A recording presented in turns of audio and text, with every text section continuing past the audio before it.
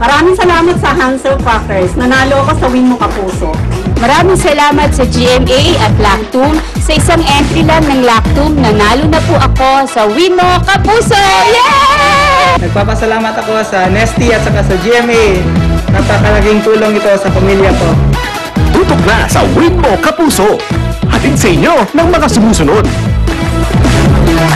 New Nor Sinigang Swak Pack. Swak sa asim at linamnam. 5 pesos lang. Sa unang hirit, misyong totoo ang unang hirit, ang saya-saya. Sa unang hirit, magmulat ka. Okay, nagbabalik po unang hirit at sa mga bagong gising dyan, kanina pa ho kami nagsimula, alas 5 na po ng umaga. Kaya ngayon sa aming pagbabalik, narito na agad ang ating top hirit.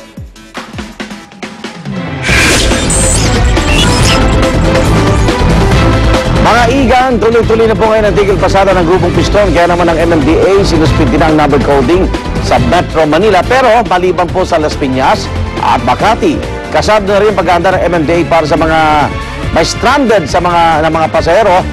Magpapakala daw sila ng mga bus para magbigay ng libreng sakay. May bus pala MMDA. Pala yung mga hinuling kolorum. Bukod ba rito, may ipapakalat din sila mga prison bus sa mga hotspots para doon idiretso ang mga manggugulo sa tigil pasada. Doon agad ikukulong. Oo. Sa bus na Prison yun. bus, nakakatakot yung pangalan. So, Yan ba yun? Eh, mga nahuling kolorum nga yan. Okay. Para naman po sa mga bagong gising na estudyante dyan, ako na umaasang wala kayong pasok dahil sa tigil pasada ngayon, aba magbihis na kayo at almusal dahil ayon po sa DepEd, may pasok ang lahat na estudyante ngayon dito sa Metro Manila kahit natuloy po ang transport strike ng grupong Piston. Sa inilabas na media advisory ng DepEd, tiniyak raw sa kanila ng MMDA na magiging sapat ang mga tauhan ng ahensya para maibsan ang epekto ng tigil pasada sa mga commuter. Samantala, pangako ng grupong Piston, mapaparalisan nila ang transportasyon dito sa Metro Manila. Sa kanilang sasagawang tigil pasada ngayong araw, aabot daw sa 70% ng mga jeepney driver dito sa Metro Manila ang sasali sa strike.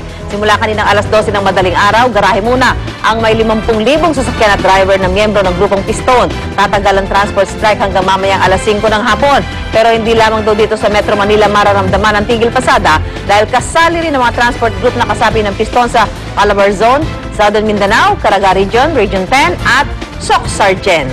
Kaya ngayong umaga, buong persang nakatutok po ang GMA News sa nangyayaring tigil pasada ng grupong Piston. Sa Cubao, Quezon City, si Love Onyover po nandun. Sa monumento naman, si Katrina Son at nagbabantay sa Commonwealth Avenue si Tado Tingkungko. Unahin natin si Tochi sa Cubao, isa po sa mga sentro ng pampublikong transportasyon dito sa Metro Manila. At nandun ang reyna ng kalsada, Love Onyover. Love, anong obserbasyon mo dyan? Magandang umaga, Igan. Mukhang uulanin itong transport strike na gagawin ng Piston dito sa Metro Manila. At hindi nga lang yan, hindi lang sa Metro Manila itong gagawing strike ng Piston at iba pang grupo ng Piston. Mas sa mga probinsya, meron daw po din silang mga grupo na magsasagawa ng kilos protesta. Kanina, meron tayong mga namataang mga jeep na pumapasada dito sa area ng Aurora Boulevard. Ang sabi sa amin ng ilang mga nakausap naming driver ay papasada lang daw sila ng isang ikot o isang ruta at pagkatapos nun ay sasama na sila o susuportahan nila yung gagawing protesta ngayong umaga ng Piston. At ito pang isa pang balita, Igan, ang ilang mga sasakyan o mga jeepney drivers na nakilala namin ito or nakausap namin ay hindi mga miyembro ng Piston pero nakikisa sila doon sa gustong ipaglaban ng Piston. Dito nga yung 9 pesos nga na rollback doon sa presyo ng gasolina. At syempre kasama na rin po dyan yung mga pagtaas ng toll sa ilang pangunahing lansangan, lalo na yung sa South Luzon Expressway. At yan muna ang update mula dito sa Cubao. Balik sa iyo, Igan. Maraming salamat, Love Onyover. At makibalita tayo sa biyahe ng mga jeepney sa monumento sa Caloocan City. Dado po si Katrina Son. Katrina, kamusta dyan? Yes, Igan. Alas 12 nga ng hating gabi kaninang madaling araw, nagsimula ng grupong Piston ang nasabing transport strike. Dito sa monumento, marami pa rin ang bumabiyahing mga jeepney. Di pa naman naapektuhan ng mga commuters ng ilunsad ng transport strike ng grupong Piston.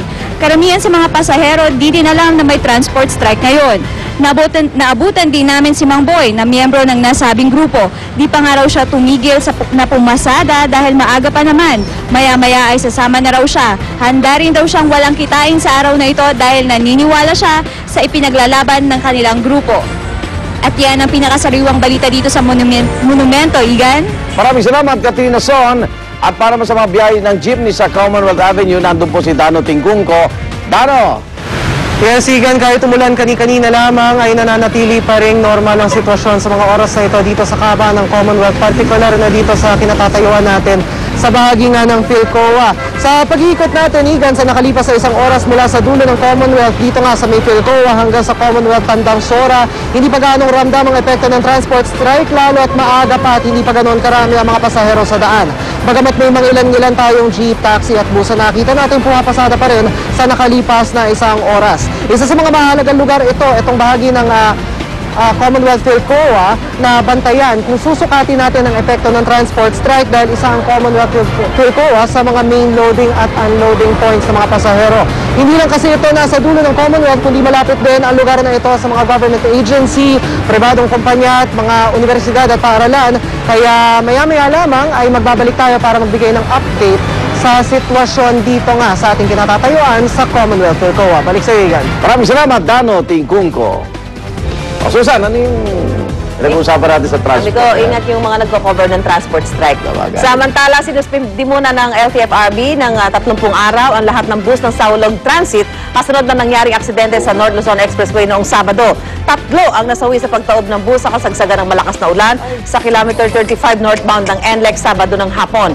Base sa investigasyon, nag-overtake daw ang bus sa sinusundang trailer truck at sumabit ito sa likuran. 21 ang sugatan sa insidente. Ayon kay LTFRB Chairperson Jaime Jacob, isa sa ilalim din sa drug test ang lahat ng driver at konduktor ng kumpanya. I-inspeksyonin din ng LTO ang mga bus nito para malaman ang kanilang roadworthiness. Ang pamunuan naman ng Saulog Transit, tumanggi munang magkomento ukol sa suspensyon. Nakatakda rin kasuhan ngayong araw ng Giginto, Bulacan Police ng kasong reckless imprudence resulting in multiple homicide and injuries ang driver ng bus na si Lodji Parangat. Pero giit ni Parangat, mabagal ang kanyang pagpapatakbo sa bus at talagang nawalan lamang siya ng kontrol dahil sa lakas ng ulan. Nasa CCTV yan. Mabilis Nakikita, siya. oo. Nakikita naman yan. Kasi madulas yan eh. Yung pag nabasa yung materialis ng NLEX. Kaya nga meron siyang speed limit. Speed limit. Kaya Pero paano siya sumabit dun sa trailer truck? Bunalik niya agad. Pagpasok niya. Pagpasok niya. Nagkulang siya sa kalkula.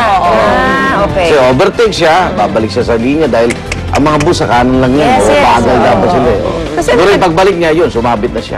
Ay, nag-race lang siya, wala lang. Kasi I know it's overtaking, pero sometimes sina-challenge nila sarili nila na how fast can I go? Dito nga sa East Avenue, pag nag-turn ako from the circle, nag-uunahan yung mga bus, talagang feeling mo nag-race sila sa'yo. Siguro dahil hindi pa rin swelduhan eh. Ay, nako, nakakatakot siya. Hindi excuse yun para i-risk nila yung buhay na ibang tao. Buhay nila i-risk nila, wag na ibang tao. Samantala, mainit na sinalubong ng buong bansa si Miss Universe 2011 third runner-up Shamsi Supsup sa kanyang pagbabalik Pilipinas pasado alas 6:30 na umaga kahapon. Nagpaunlak din ng maikling press conference ang beauty queen sa NAIA VIP room kung saan nagpasalamat siya sa suporta ng mga Pilipino. At sa kahiwalay na press conference kinahaponan, ikunento niya ang kanyang hindi malilimutang karanasan sa pagpunta sa Brazil para sa pageant. Hindi pa rin daw siya makapaniwalang isa na siyang ganap na beauty queen. At kinagabihan, nag-courtesy call si Shamsi kay Pangulong Noynoy Aquino sa VIP lounge ng NAIA Terminal 2. Naroon din ang ilang miyembro ng gabinete ng Pangulo, kabilang na si Vice President Jejomar Binay, para batiin si Shamsi para sa nauwi niyang karangalan para sa bansa.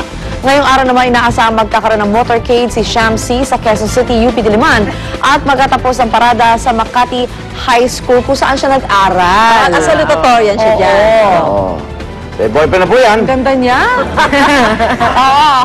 Hindi, Sa mga nangangarap, ano? Baka. Binata eh. Pangulo, mahalin mo. Hindi, regular light. Ang ngayon, zero nga daw eh. Okay, pinag-usapan nila. Congratulations at mamaya may mga balita pa tayo kay Shamsi. Na kung saan nung Sabado sa Ibulaga ay naging si Shamsi Mama Chukchuk. Ang ganda ni Paolo. Tinalo nga siya ni Pangulo eh. Yan ang cake. Okay, walkout lahat na naman. Ala ko si Shamsi talaga yun, si Paolo. Okay, samantala tumulak na pa Amerika si Pangulong Noynoy Aquino kagabi para sa kanyang state visit doon Sa kanyang departure statement, sinabi ng Pangulo na hihikayatin niya magtayo ng mga negosyo sa Pilipinas ang ilang Amerikanong investor. Ibibida rin daw niya ang kanyang anti-corruption practices na magbibigay ng tiwala muli sa mga negosyante. Dasang dadalurin ang Pangulo sa nakatakdang paglulunsad ng Open Government Partnership o OGP. At makakarap muli ni Pinoy si US President Barack Obama at iba pang heads of states. Gagawa rin din ng Pangulo ng Fordham University sa New York ng Doctor of Laws honoris causa na nakuha rin noong 1986 ng dating Pangulong Cory Aquino. Ayan. State visit ba yan? Diba ano yan? Atin lang siya ng forum. Oh, hindi naman sila mag-meet eh. Wala official sa White House. Yes, wala. Samantala, ito naman po, malungkot na